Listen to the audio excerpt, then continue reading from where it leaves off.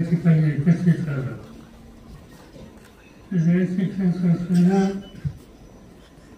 अतिशय मोठा कार्यक्रम सगळ्या शाखांच्या मध्ये घ्यायचा निर्णय घेतला आणि त्याचा शुभारंभ आज या ठिकाणी होतो याचा मला मनापासूनचा आनंद आहे.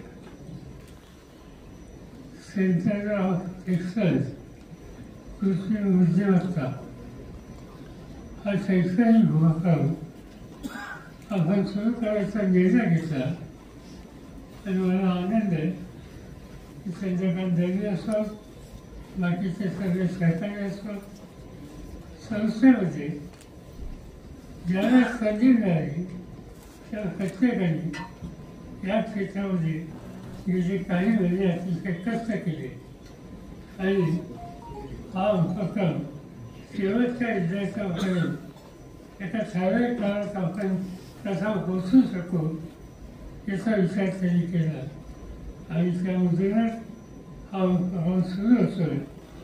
मला आनंद आहे की आजच्या दिवशी हा उपक्रम आपण सुरू करतो. आज हा जो उपक्रम हातामध्ये घेतला त्याच्यामध्ये कृत्रिम बुद्धिमत्ता या शैक्षणिक उपक्रमाबरोबर कस्तुरबा माधवराव पाटील अभियांत्रिकी महाविद्यालय या ठिकाणी centre of excellence robotic automation हे केंद्र आपण स्थापन केलं. ही संकल्पना म्हणजे शिक्षण संस्था उद्योग संशोधन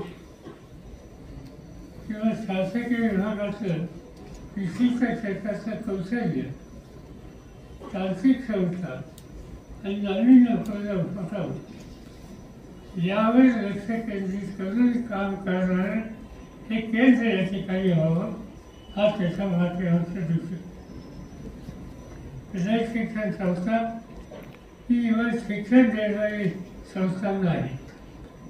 ही संस्था ग्रामीण भागातल्या महाराष्ट्रातल्या विद्यार्थी वर्गाला तंत्र शिक्षणाच्या दृष्टीनं सक्षम करणारी एक महत्त्वाची संस्था आहे आणि त्यामुळे आज जगात शिक्षण आणि उद्योग यांच्यात अंतर राहू नये याकरता प्रयत्न करण्याची गरज आहे आणि तेच नेमकं काम हे सेंटर या ठिकाणी करतं.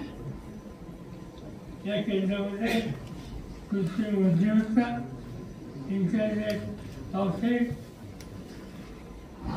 3D प्रिंटिंग, ड्रोन तंत्रज्ञान, CNC, PLC, ऑटोमेशन, सिम्युलेशन अशा जागतिक स्तरावर अतिशय उत्कृष्ट उपकरणं आहेत. जो विषय आहे त्या संबंधीचं शिक्षण आज या ठिकाणी दिलं जाणार आहे. या सगळ्याची आम्ही सुरुवात जी केली ती आमचं लक्ष सुरुवातीला शेतीवर होतं. विचार करत होतो की भारत हा शेतीप्रधान देश आहे. 55% लोकसंख्या शेतीमध्ये. एक काळ असा होता स्वातंत्र्याच्या नंतर 80% लोक शेती करत आणि देशामध्ये जमिनीचं क्षेत्र ठराविक. हळूहळू जमिनीवर वाढत्या लोकसंख्येचा दबाव यायला लागला आणि त्याचा परिणाम सुरुवातीच्या काळामध्ये 5 एकर मानसी जमीन होती. आज ती मानसी 1.5 एकराच्या आत आलेली आहे. याचा अर्थ 47 साली जी लोकसंख्या होती ती आणि आजची लोकसंख्या याच्यात फरक पडली. आजची लोकसंख्या 115 कोटीच्या पुढे गेली. लोकसंख्या वाढली पण शेती वाढली का, जमीन वाढली का, यावेळेला जमीन कमी होते. आपण बघतो रस्ते नवीन होत आहेत, जमीन कमी झाली. धरण आपण लावतो, जमीन कमी होते. औद्योगिक वसाहती आपण उभ्या करतो, जमीन कमी होते. पण दिवसेंदिवस जमिनीचं क्षेत्र कमी होत आहे आणि जमिनीवर अवलंबून राहणारी लोकसंख्या वाढते. आणि आज जर विचार करायचा असेल तर या लोकसंख्येला आधी घालताना काम कसं देता येईल या संबंधीची टेक्नॉलॉजी ही कशी डेव्हलप करता येईल त्या दृष्टिकोनातून विचार. आणि आम्ही विचार करतो. मला एक सवय की जगात कुठे गेलो तर तिथं गेल्याच्या नंतर आपल्या आवडीच्या क्षेत्राच्या संबंधित काम करत लोक त्या ठिकाणी असेल, संस्था तर त्यांच्याशी जाऊन सुसंवाद साधायचा, ज्ञान प्राप्त करून घ्यायचं, जगात काय होतं हे जाणून घेऊ. आणि ते मी नेहमी करत असतो. माझ्यासमोर तुमच्या सगळ्यांच्या समोर आज शेतीची अनेक आव्हानं आहेत. आपल्यापैकी बहुसंख्य लोक म्हणजे तुम्ही शिक्षण क्षेत्रात असाल, आणखी कुठल्या क्षेत्रात असाल, पण मूळ कुटुंब हे शेतीचं आहे. आणि आज या शेतकऱ्याच्या समोर प्रचंड आव्हान आहे. की कोणती आव्हान? एक पीक कोणतं घ्यायचं या संबंधीचा विचार.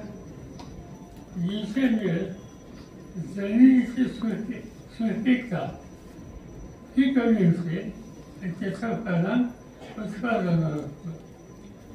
प्रचंड प्रमाणावर खताचा आणि औषधाचा वापर ही एक समस्या आहे.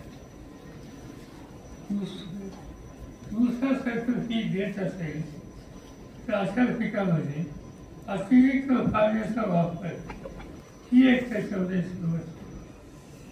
मातीची घसरत चाललेली गुणवत्ता हे एक महत्त्वाचं कारण आहे. आज ऊसासारखं पीक घ्यायचं असेल तर त्याच्यातलं साखरेचं सुक्रोज पर्सेंटेज हे कमी होतं, ही समस्या आहे. आणि ऊस हे एकवेळ पीक नाही, फळबाग आहे, भाजीपाला आहे, गहू आहे, ज्वारी आहे, तांदूळ, या प्रत्येक गोष्टीमध्ये कमी असताना ही समस्या ही आपल्याला बघायला मिळते. आणि ही समस्या वाढते तसा दरवेळी उत्पादन खर्च वाढतोय, पंचवीस येते. आणि या सगळ्या गोष्टीला उत्तर शोधलं नाही तर देशाच्या मोठ्या कष्टकरी जनतेच्या जीवनावर निश्चित सजा होतील. आणि त्याचा विचार हा करण्याची अत्यंत आवश्यकता आहे. आणि त्यासाठी नवीन तंत्रज्ञान सुद्धा असेल तर ते दुर्लक्षित करून चालणार नाही. या चर्चेतून, या विचारातून आम्हा सगळ्यांच्या समोर हा बुद्धिमत्तेचा विचार आहे. ह्या जो कार्यक्रम आपण घेतो सेंटर ऑफ एक्सलन्स म्हणजे काय? कृत्रिम बुद्धिमत्ता. आणि ती कृत्रिम बुद्धिमत्ता आज जगाच्या अनेक देशांनी, विशेषतः जपान, अमेरिकेने आणि जर्मनीने या क्षेत्रामध्ये फार काम केलेलं आहे. त्याची माहिती आम्ही लोकांनी घेतली, यांचा उल्लेख या ठिकाणी केला गेला. आपण ऑक्सफर्ड युनिव्हर्सिटीचे या विषयाचे प्रमुख मराठी माणूस आणि इंग्लंडमध्ये या विषयाचा ऑक्सफर्डसारख्या विद्यापीठाचा प्रमुख होतो. स्वतःपर्यंत त्यांचे संबंध होते आणि त्यामुळं त्यांच्याशी सुसंवाद साधणं हे सुलभ झालं. आणि त्याच्यातून हा कार्यक्रम आम्ही हातामध्ये घ्यायचा. त्याला एक संस्थेचा आधार पाहिजे, संस्थेची जमीन पाहिजे आणि संस्थेमध्ये काम करणारे, वाहून जाणारे जाणकार कार्यकर्ते पाहिजे. 50 वर्षाच्या पूर्वी एक संस्था स्थापन केली, दुसरी विचारात 32 साल. आजची बारामतीची संस्था या संबंध देश पातळीवर अनेक क्षेत्रामध्ये जाणकारांची संस्था बनवली असते. आणि त्या संस्थेमध्ये हा विषय आम्ही 3 वर्ष घेतो, चर्चा करत होतो, विषय घेत होतो, माहिती गोळा करत होतो, काय दुरुस्ती करता येईल याच्यावर पुन्हा पुन्हा विचार करतो. आणि 3 वर्षाच्या नंतर आम्ही या निष्कर्षात आलं की आपण करू शकतो. लक्ष घातलं आम्ही उसावर. साधारणतः सातारा जिल्ह्यात सांगायची आवश्यकता नाही, ऊस उत्पादक इथेच होतो. या एआयची मदत घेऊन आम्ही जर ऊसाचं क्षेत्र करायचं ठरवलं आणि आमचा अनुभव वेगळा. आमचा अनुभव काय होता, तुम्ही साधारणतः कुठल्याही वाई तालुक्यात जा, कराड तालुक्यात जा, पाटण तालुक्यामध्ये जा किंवा कोलेगावमध्ये जा, पैठणमध्ये जा, तुम्हाला ऊस, त्याची उंची, त्याची कांद्या या साधारणतः समान. किती कांद्यात उसाला तुम्हाला या ठिकाणी द्यायचा, किती 12, 14, 15, 24, 16, 18, 24 पण जाते. याच्या माध्यमातून ऊस आम्ही केला. तो आधीच्या ठिकाणी जर बघू शकता तुम्ही, त्याच्या साधारणतः कांद्या ह्या 24 ते 28 आहे. आणि त्याची उंची ही आपली जी उंची आहे याच्या झिरपत आहे. या सगळ्या गोष्टीच्या मुळे तिथं प्रचंड आर्थिक बदल आम्हाला दिसायला लागला. काय दिसायचा बदल, या ठिकाणी प्रति एकर 35 ते 40 टन उत्पन्न होतं. एखाद दुसरा क्षेत्र 70 असतो, एखाद दुसरा शेतकरी संवरिक असतो, पण तुम्ही महाराष्ट्राची सरासरी किंवा देशाची सरासरी ती जर सांगली तर 30 ते 8. आणि आज साधारणतः 30 ते 35 टन याच्या आसपास आपल्या सगळ्यांचं उत्पन्न होतं. आता इथे एआयचा वापर केला तर ते उत्पन्न 50 ते 65 याच्या आसपास जातं. आणि सरसकट 50 याचा अर्थ प्रचंड परिवर्तन आहे. आणि तो अनुभव आम्हाला या ठिकाणी आलेला. आता हा 50 ते 60 टन ऊस पिकवलं, त्याचा परिणाम काय झाला, साखर जास्त तयार झाली, ज्वारीपासून इथेनॉल तयार व्हायला लागलं, वीज तयार व्हायला लागली. ती वीज, इथेनॉल, साखर या तिन्ही गोष्टीचं उत्पन्न या सगळ्या तंत्राच्यामुळं 25 ते 30% वाढले. आणखी एक गोष्ट बघायला मिळाली की उत्पादन खर्च त्याच्यात 25% कपात आहे अशा प्रकारचा अनुभव आहे. पाणी हा एक महत्त्वाचा प्रश्न आहे. विशेषतः ऊसाची शेती जिथे केली जाते तिथे अनेकांच्याकडून टीका केली जाते, ते ऊसवाले पाणी पाहिजे. काही प्रमाणात त्याच्यात सत्य आहे, पण येण्याचा वापर आपण केला तर पाणी हा जे देता त्याच्या 40% पाण्यावर त्या क्षेत्राचं काम पुरं होतं. याचा अर्थ पाण्याचं सेवन त्या ठिकाणी झालं. आणि खतं कारण नसताना आपण ज्या देतो ती खतं आज 40% कमी लागतं. हा सगळा अनुभव एक एआयच्या मुलं आज आलेला आहे.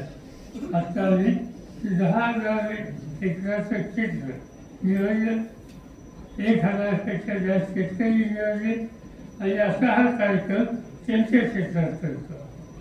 आणि ते निवड ऊस नाही, त्याच्यामध्ये तेल आहे, त्याच्यामध्ये भुईमूग आहे, त्याच्यामध्ये सोयाबीन आहे. या सगळ्या गोष्टीमध्ये त्याच्यात अधिक लक्ष घालायचं हे ठरवलं आणि वंशाचा अनुभव हा चांगल्या प्रकारचा आहे. आता हा शेतीचा अनुभव आहे, तसं प्रत्येक क्षेत्रामध्ये या काही ना काही ते संस्कार, तो उद्योग असेल, ते शिक्षण असेल, आणखी बाकीचे व्यवसाय असतील, त्या प्रत्येक ठिकाणी उत्कृष्टता हे याचं वैशिष्ट्य आहे आणि त्याची उपयुक्तता ही समाजाचा अर्थकारण बदलण्याच्यासाठी अतिशय आहे आणि म्हणून त्याचा गांभीर्यानं हा विचार करायची गरज आहे. मला आनंद आहे की रयत शिक्षण संस्थेने याच्या पुढाकार घेतला.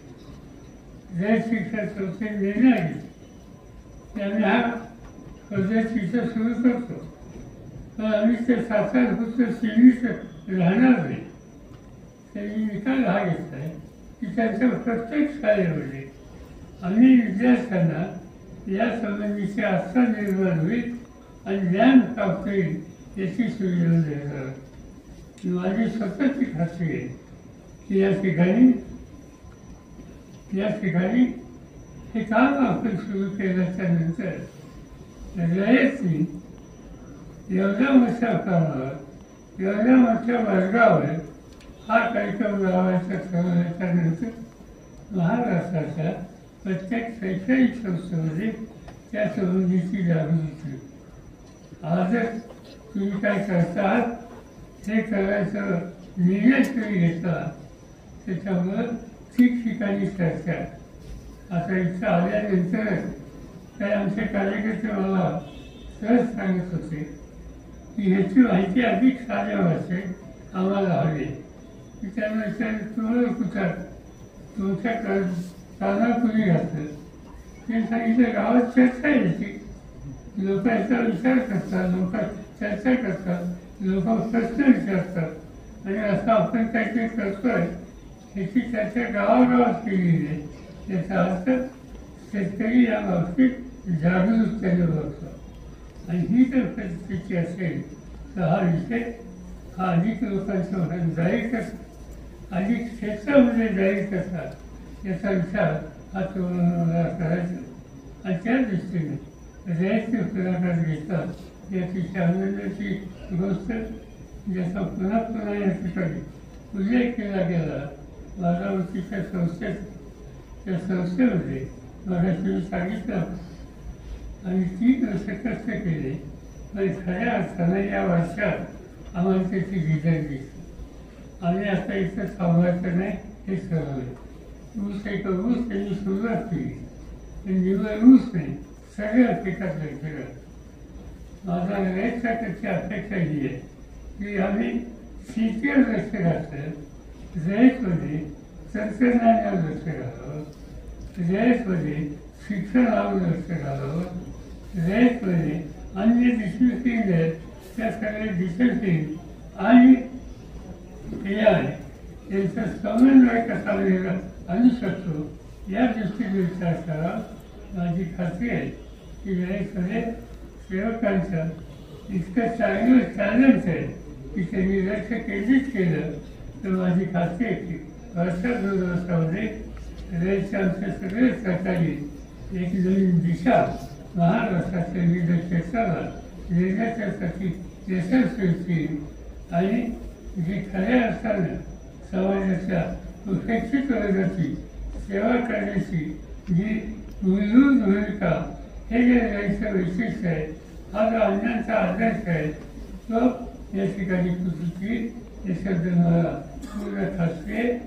आणि एवढंच सांगू इच्छितो की कृत्रिम उद्योगाचा शिक्षण आज आपण शुभारंभ करत आहोत. आज हे जे शिक्षण या ठिकाणी करतो त्याचं उद्घाटन झालं आपण या ठिकाणी जाहीर करतो आणि आपण सगळ्यांची